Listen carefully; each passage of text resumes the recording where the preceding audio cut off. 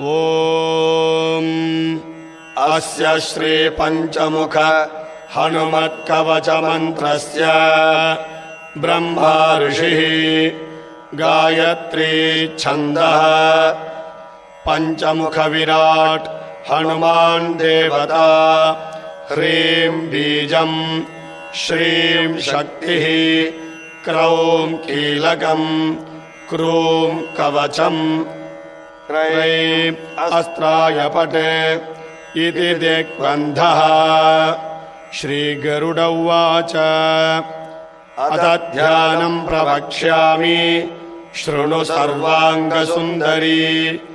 यत्कृतं देवदेवेन ध्यानं हनुमतः प्रियम् पञ्चवक्त्रं महाभीमं त्रिपञ्चनयनैर्युतं बाहुभिर्दशभिर्युक्तम्